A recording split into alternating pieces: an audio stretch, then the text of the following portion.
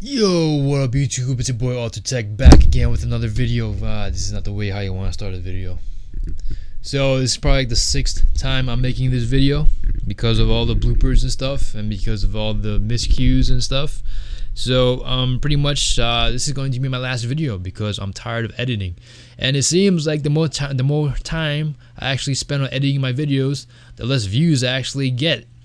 For example, on my last unboxing video, which was the OnePlus 6T gift, I got almost 2,000 views, which took me about 2 days. And for the video that took me about 2 days to actually create, I got about 150 views. Doesn't really make much sense. So you know what? This video, whatever comes out, comes out. Okay? All right, cool. So this video is going to be about the star of the show is going to be the Google Pixel OG. It's a brand new Google Pixel first generation. I didn't say okay Google, but all right Google, cancel. Okay, that's my Google Home Mini. It's probably like the only person I have in this house that I can actually talk to. It is what it is. No, I'm joking. Alright guys, so the Google Pixel, what is it? What's my experience? What's my thoughts on it? Let's take it back.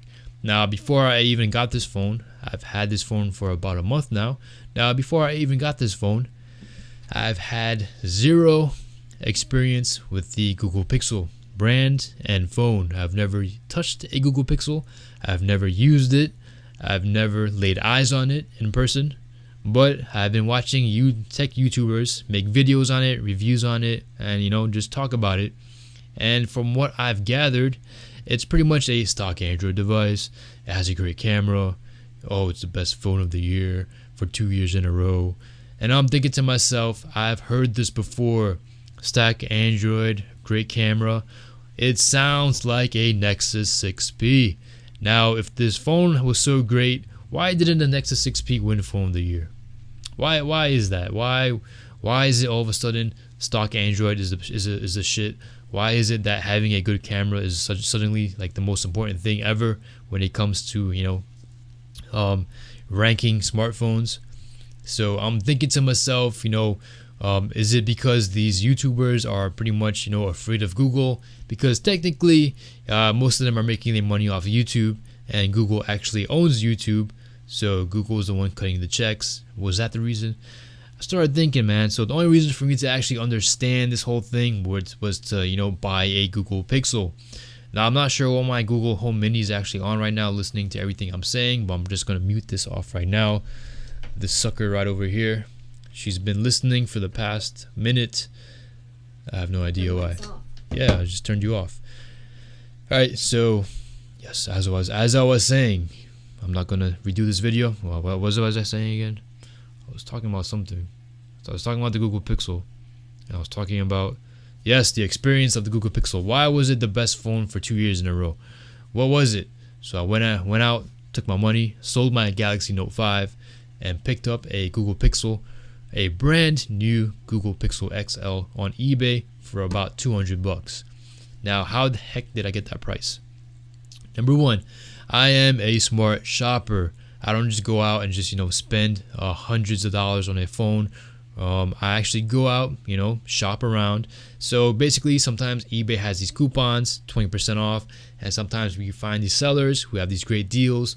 So then you combine two of them, and you get a great purchase or a great deal. So why didn't I buy the Google Pixel 2? It's still expensive.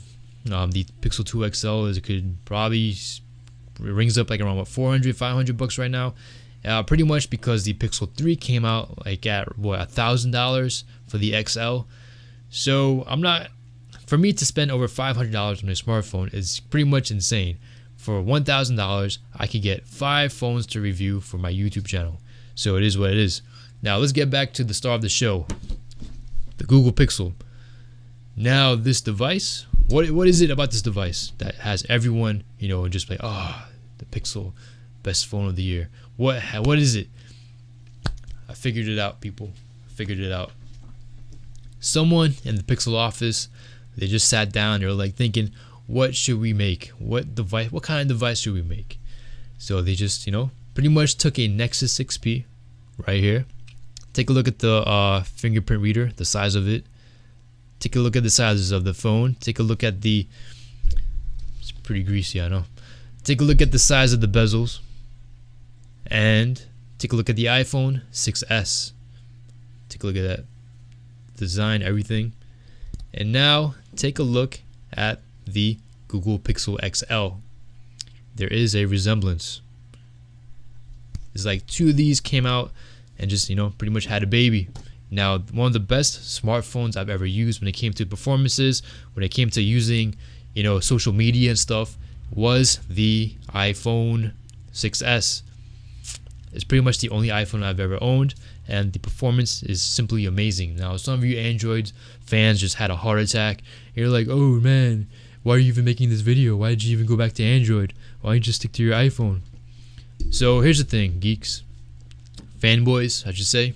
Geeks are just awesome people. I am a geek, so fanboys, listen up.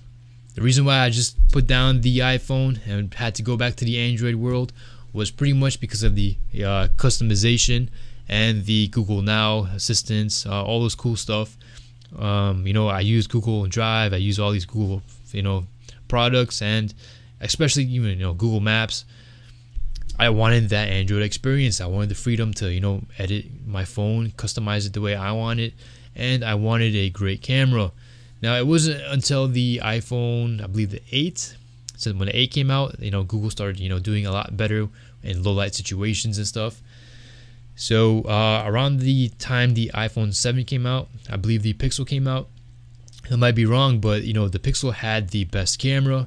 And I love taking photos. I just love snapping stuff and editing them. And the Pixel had the best camera for about even up until now. The Pixel has the best camera. And now for the software experience, I never thought I would see the day that an Android device would come close to performing like an iPhone when it comes to dealing with less lag. Smoother animations, beautiful animations, smooth transitions. The Pixel, pretty much they did a phenomenal job. The software is optimized to pretty much give you like that same type of vibe from the iPhone. When it comes to using Instagram, I don't have to deal with that bull crap of having to go through all those glitches and then having to close the app and then reopen the app. I don't have those glitches on the Pixel. It's the first Android device that I could actually, pretty much just use and not have to worry about bugs and just stressed out and stuff. So the thing about, my first smartphone was an Android phone. It was the Optimus V, and just being able to use the internet and being able to buy this phone at an affordable price. Aside from the iPhone, which was like what, $500-$600, I got this phone for $150, and I was so excited just to be able to, browse the internet, play games. I thought it was like a great investment. And it also had the Google branding on the back. This was made by LG. I was using it on Virgin Mobile, so that's that. Now, I've said all these great things about the Pixel, and there's got to be some weaknesses because with all these phones, they all have their strengths and they all have a weakness. And the weakness right now for the Pixel OG XL is the battery life. If you're going to make a smartphone today, I would recommend that you make a phone that could last you between 2 days and a day and a half. Having a phone charged at 100% and, coming through at 8 o'clock at the end of the day at 15%, 20%, with not playing games, with barely using intensive apps, that's not cool, man. The reason is the end of the day is the most important time of the day to have a smartphone. The sun goes down, it's dark. What if your car shuts down or on your way to home, or if there's like a family emergency? You need that. I would recommend having at least 35-40% or more of battery left over at the end of the day. That just feels it's a safe number to have.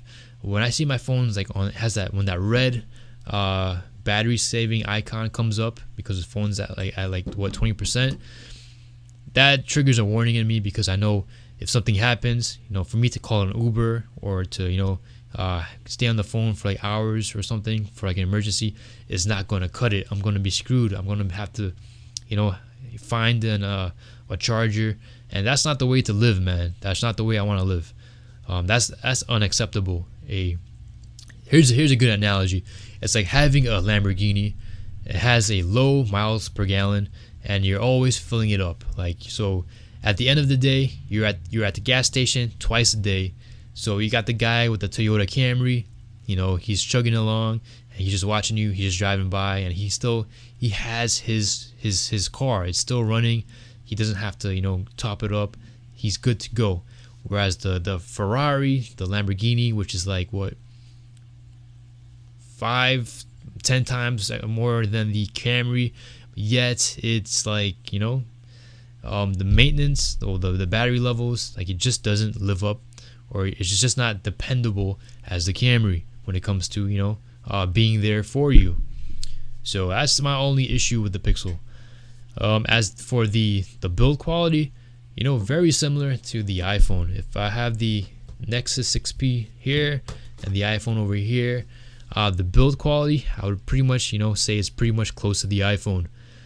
Now, there's nothing wrong with the Nexus 6P, but in terms of durability, everything is wrong with the Nexus 6P. You got we have hundreds, if not thousands, of Nexus 6P owners who have the boot loop of death, who have extreme battery issues, or their batteries have been failing. At $649, I really felt that they could have put in some better hardware on this device. Now, I can't really blame them, because the Snapdragon 810 is a piece of shit, just as the Snapdragon 808 is a piece of shit. The Snapdragon 808, that pretty much ruined the entire Moto X Pure Edition. I've had some issues with that, and even with the Nexus 6P, when you're scrolling up and down, I know MKBHD actually made a video on this. Like when you're scrolling, like with Chrome up and down, there is this stutter. Even with Instagram, just simply scrolling, there's a stutter. So I'm pretty sure it has to do with the processor, because the Nexus 6P has 3 gigabytes of RAM. And I believe the Pixel also has 3 gigabytes of RAM, if I'm not mistaken. And it's been flying by. So RAM isn't really much of an issue, because I'm not a heavy user. So the Pixel XL, if I had to recommend it from 1 to 10, I would give it a 8.5. If it had a better battery life, it probably would have been like a 9.5. Camera is amazing. And the thing about this is that you could actually port in your own APKs. And right now I do have the Pixel 3 night shot mode, thanks to an APK file I downloaded. So it's so many cool things you can do with Android. Now, would I recommend you going to eBay and going ahead and buying this phone like what I did? I can't say yes, because 1 year from now, this phone is going to lose security updates. Right now, it's running Android Pie, and it's scheduled to not get any more software updates. So it's going to be stuck on Android Pie until the end of its days. Just like with the Nexus 6P, which came out a year before, it's actually stuck on Android Oreo, and October made 3 years, so it's not going to receive any more security updates. So if you're into security updates and stuff, and that's very important to you, I can't recommend it. But if you want to rent this out for like 1 year, pay like maybe $250 around there, and then sell it for like $150 next year or so.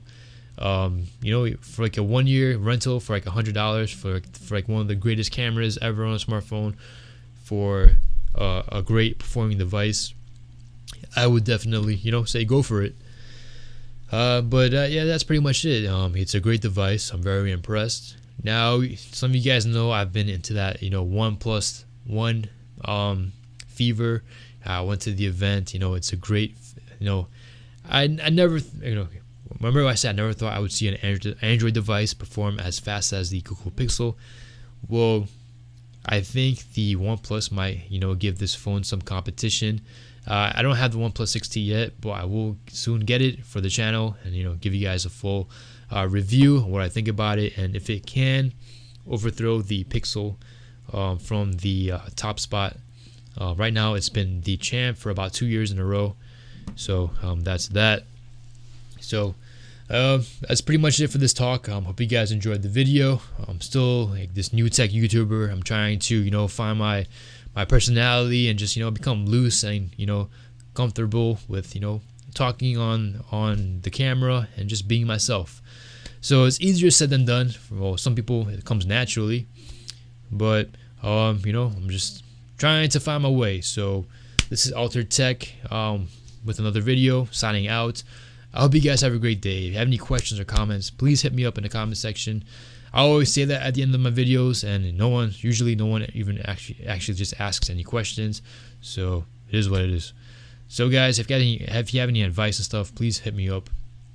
So that's pretty much it for today, guys. Hope you guys have a great, blessed day, awesome day, cool day, and that's it. Peace.